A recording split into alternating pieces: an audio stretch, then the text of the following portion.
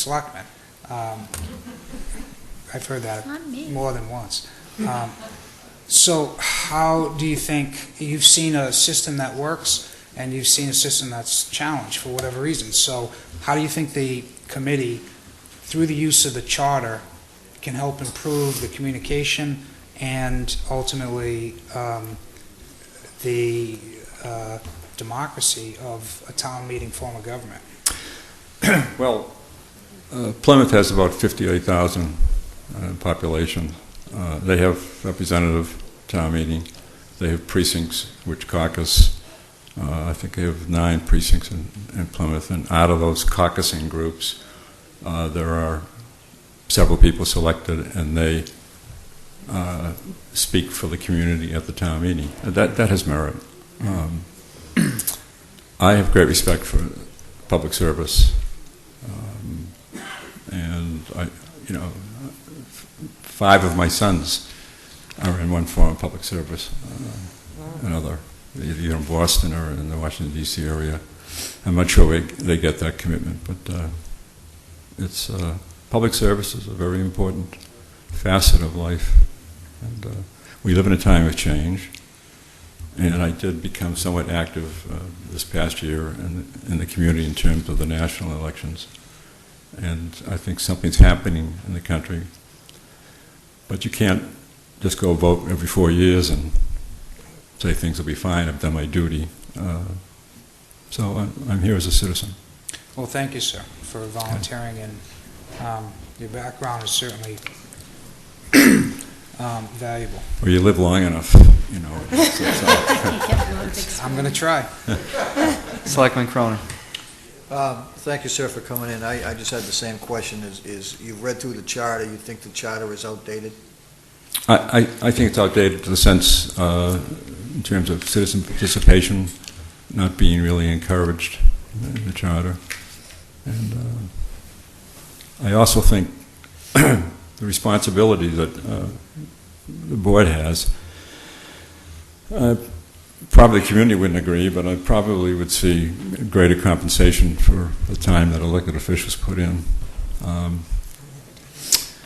Montesquieu, who influenced the Founding Fathers, said that the price of freedom is taxation. And I've always thought that taxation and the funds, the revenue that comes in from that, if appropriately spent, is very important. And if the people understand where the revenue is going, you're going to have a happier community than you might have, particularly in times like this. So. Thank you. Well, I think you bring up a couple good points. I think you're right about service to the community and if there's a cost to that. I think that you're right about town meeting. From my experience with town meeting, a couple hundred people in a room doesn't make a good cross-section of the community, and at all the voters' discretion as to whether they want to attend or not. Same thing as this board. We might get 2,000 or 3,000 votes. It's not the total voter population. It's a better cross-section. It's not perfect of what the community desires. So anything that I think works to what's the greater good for the community. I think that I've said this before, that people's lifestyles have changed, that they're not as active as they used to be. Maybe they don't have the time, maybe they don't have the interest, maybe they don't feel as though they're qualified to participate, but it's sorely needed. And when you have a lot of people that don't participate, that's where you run into these situations where whether it's 5 or it's a couple hundred people control destiny for all these others. So it's just that over time, that's my feeling, is that either we need somehow to get that participation back, or there has to be a way to account for the lack of participation and still maintain something that, has goals and meets the community's needs. I agree. We live in an age of distraction. Technology was supposed to free us up and give us more time to do productive things, and you see where it's going. All right. Thank you. Well, thank you very much. Thank you all. For coming forward. Thank you. Thank you. Okay. Michael Jones. You see him here. Mick.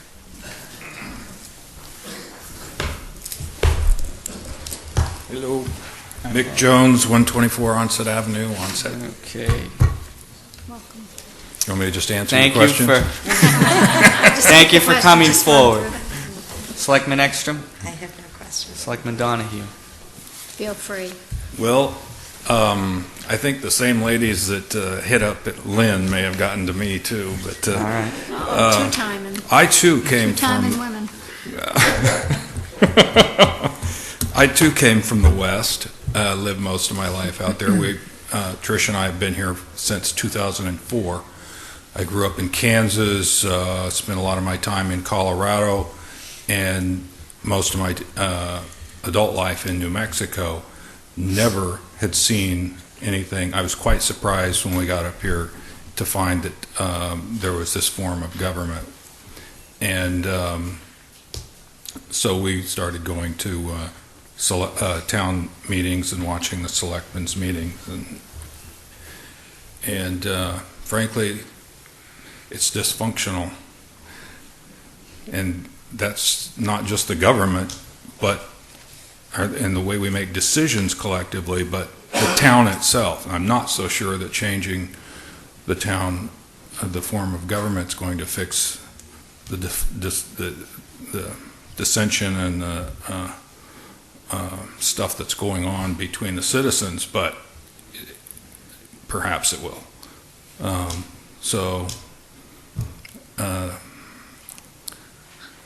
I'm a problem solver. I see a problem, I want to fix it, so that's why I got involved. All right. Thank you. Selectman Savageau. Well, we're definitely not in Kansas anymore. That's true.